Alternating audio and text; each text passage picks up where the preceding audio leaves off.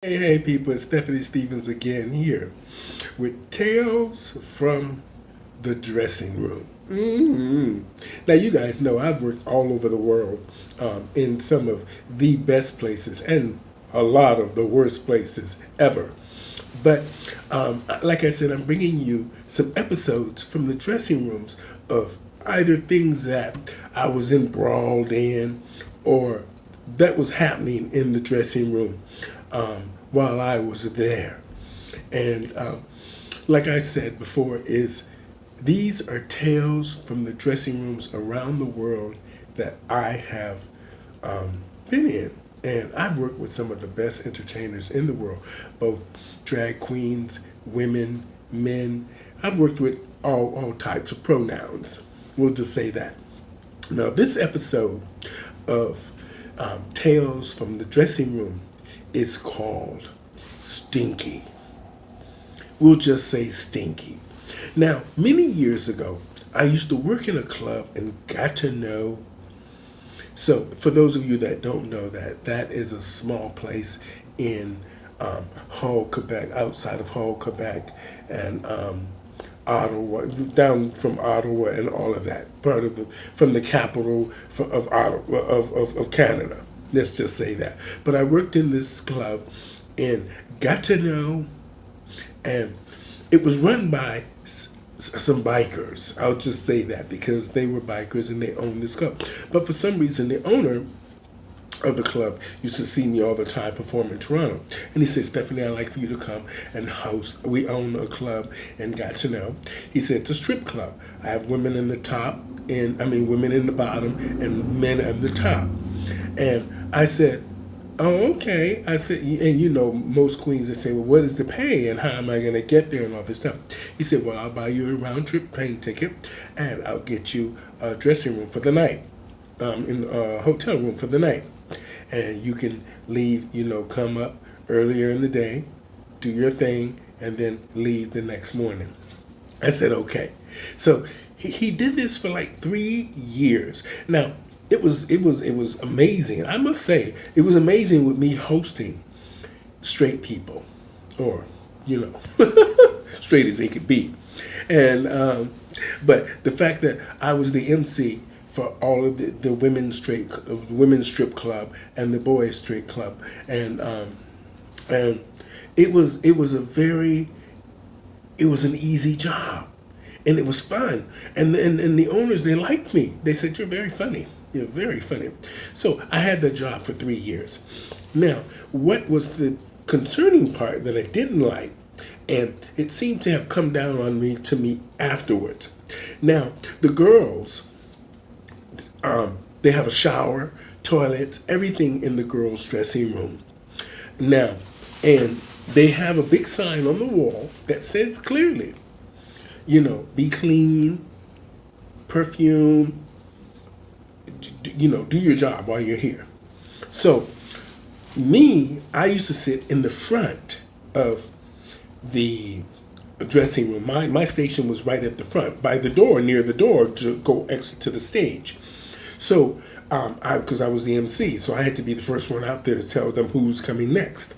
So, one day, there's this girl that I hung out with a lot, and now she made a lot of money.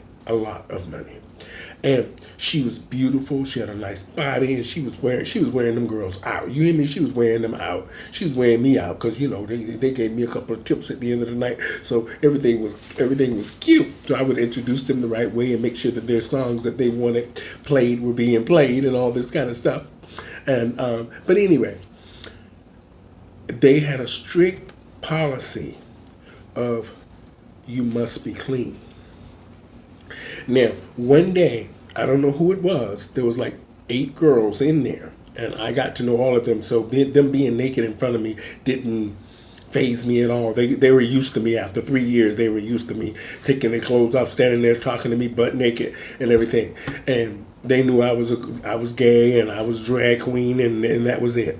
But anyway, so I told her, the girl who used to hang out with me all the time and tip me up a storm, I told her one time when she sat down next to me, I said to her, you need to shower. Clean I did it low. Nobody heard me say nothing. And she went off.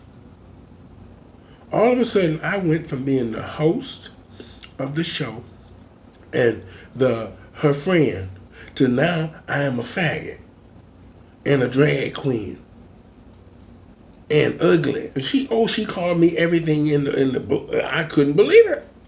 She called me everything in the book. And I was just telling her because I knew that I could see the other girls down there talking about her. And I was trying to be cool and do it to her, low and tell her low. Because I could smell it. What dressing rooms smell like with a bunch of women sometimes in their strippers. And for me, I was lucky that I got to experience that as a drag queen. Usually I would not be in a room with a bunch of women, but after working there for 3 years, it was like I was one of the girls.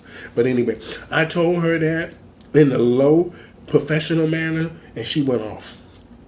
I couldn't believe it. All of a sudden, everybody in the dressing room is looking at me. The owner's coming back there, and what's the problem? And now here we are screaming at each other because I told her that she was smelly and she needs to shower and stuff. And he told her straight out, if you don't go shower and you're not working tonight. She was in that dressing room heated. She was heated. And all the women in there were letting her have it. All of a sudden, all the women were ganging up on her. And I think it was more than just the fact that she was smelly. I think it was the fact that she was the one that made all the money and was smelly.